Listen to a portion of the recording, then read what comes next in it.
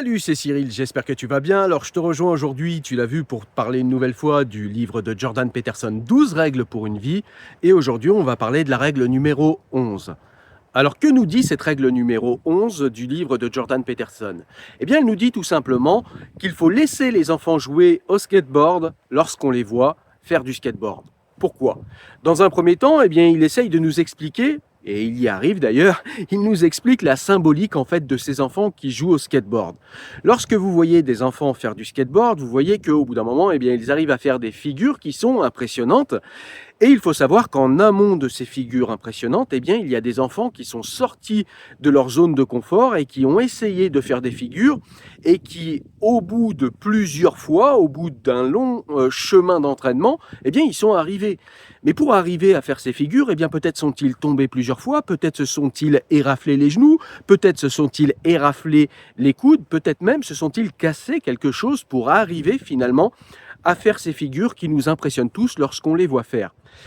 Et en fait, la symbolique de tout ça, eh bien, c'est de se rappeler que c'est en sortant de sa zone de confort et en prenant des risques qu'on arrive à faire des actes qui impressionnent les autres, qu'on arrive à faire des actes qui finalement sont des actes de courage. Et qu'il faut laisser les enfants en fait sortir de leur zone de confort. Il faut éviter de les surprotéger, les laisser prendre leurs risques, un risque contrôlé et maîtrisé peut-être, mais il faut les laisser prendre des risques parce que c'est en prenant des risques qu'ils vont arriver à effectuer des actions véritablement impressionnantes pour les autres, des actions qui vont pouvoir être des actions qui vont être intéressantes et productives pour la société finalement. Ensuite, il va nous expliquer qu'il faut cesser de vouloir toujours tout égaliser. Il ne faut pas égaliser en fait les hommes et les femmes. Ils ont des différences. Il fait une courte incise pour nous dire qu'il y a les hommes et les femmes. Il nous donne des notes pour nous montrer que finalement la science a tranché, malgré les études de genre et puis malgré toutes les études de nos sociologistes français ou américains. Il y a les hommes et les femmes, point. Les hommes et les femmes, en fait, ont des qualités et des défauts, pas vraiment, mais en tout cas des particularités, des caractéristiques qui sont différents. Et il faut absolument, en fait, tirer parti de ces caractéristiques et de ces capacités sans vouloir tout lisser, sans vouloir tout égaliser. Et il nous montre même que finalement, les hommes et les femmes, eh bien, très souvent et pendant très longtemps, quand ils vivaient très proches de la nature, eh bien, étaient complémentaires et que finalement, si les sociétés se sont organisées presque partout dans le monde d'une manière patriarcale, eh bien, c'est parce que finalement, ça n'est pas un complot, une oppression de l'homme sur les femmes. C'est finalement en fait une organisation qu'ils ont choisie ensemble parce que l'oppression venait de l'environnement, l'oppression venait de la nature.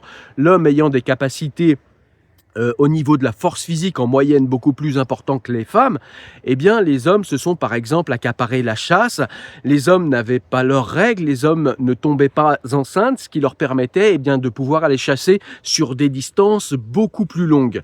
Ce qu'il faut comprendre, à mon avis, de ce passage dans ce chapitre, eh bien, c'est tout simplement que là encore, les hommes et les femmes ont des caractéristiques qui sont différentes et au lieu de vouloir que par idéologie souvent, que les hommes fassent ceci, que les femmes fassent cela, et que tout cela soit parfaitement égal, il faut laisser en fait un petit peu de spontanéité, il faut laisser nos intuitions fonctionner, il faut laisser les hommes et les femmes s'organiser comme bon leur semble, parce que eh bien, quand ils le font, très souvent, ils répondent au mieux finalement à leurs intérêts. Alors évidemment, certains vont aller chercher des contre-exemples pour me dire que ça n'est pas le cas.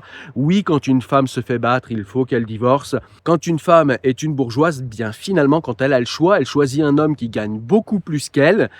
Et finalement, statistiquement, eh bien, elle va, quand elle peut, éviter de rentrer dans le salariat et elle va faire d'autres choses de sa vie, développer, je ne sais pas, de l'art, développer quelque chose. Ce qui veut dire, ou bien s'occuper de ses enfants. Il y a beaucoup de femmes bourgeoises qui décident également, quand elles ont un bon patrimoine ou quand elles sont avec quelqu'un qui a un bon patrimoine supérieur au leur, eh bien, elles vont s'occuper de leurs enfants, même quand elles ont des gens qu'elles peuvent payer pour le faire.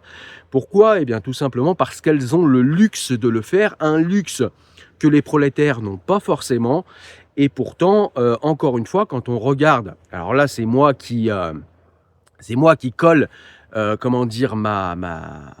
mon analyse sur le livre de Jordan Peterson, mais quand on regarde les prolétaires, on voit véritablement que Les hommes et les femmes ont vraiment intérêt en couple à se serrer les coudes. Parfois, on a besoin de 2 salaires pour vivre.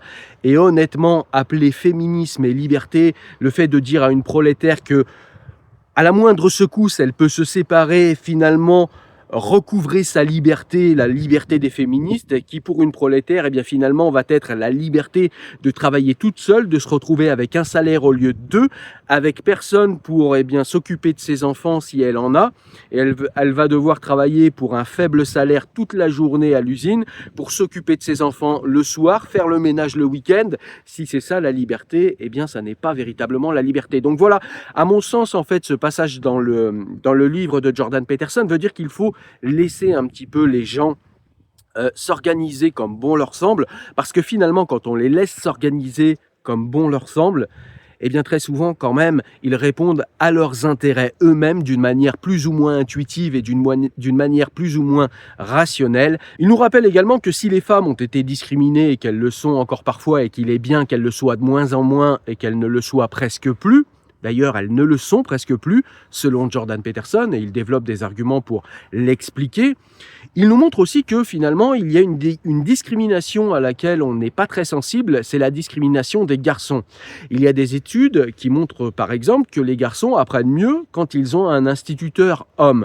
Or, on voit que très souvent, les institutrices en maternelle, et même au collège, il y a quand même beaucoup plus de femmes que d'hommes, ce qui a tendance à discriminer les petits garçons parce qu'ils apprendraient mieux avec un homme.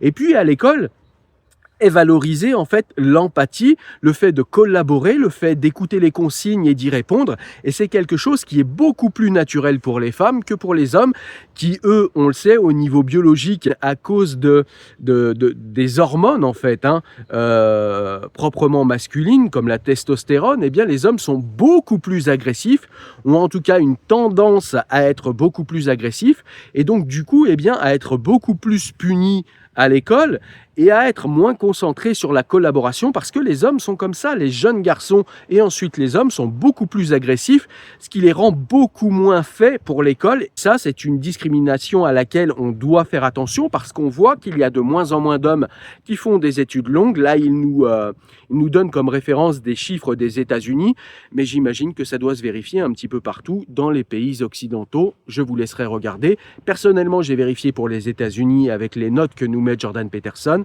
et ce qu'il nous dit et ce qu'il nous montre est vrai. Il y a un point qui est récurrent et très important dans le livre de Jordan Peterson, c'est que finalement, nous souffrons de ce que nous sommes. Nous allons tous souffrir. Eh bien, il faut endurcir les enfants. Il ne faut pas les endurcir comme des cailloux. Il faut qu'ils restent des humains capables d'empathie, capables d'intelligence, capables de nuance, capables de réflexion, évidemment.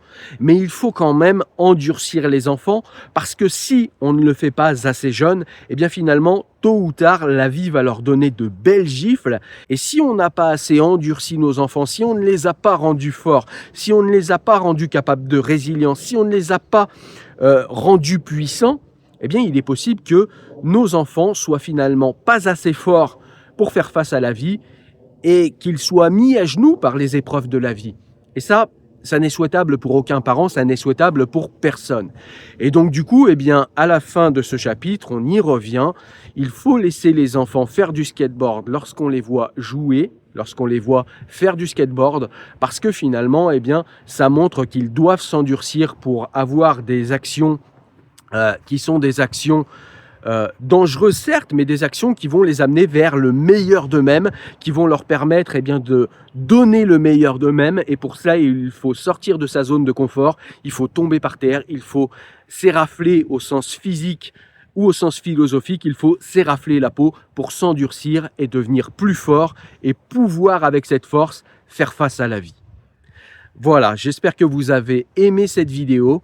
Moi, je vous dis à très bientôt pour une prochaine règle de Jordan Peterson ou pour un autre livre dont on parlera. Prenez soin de vous. Ciao.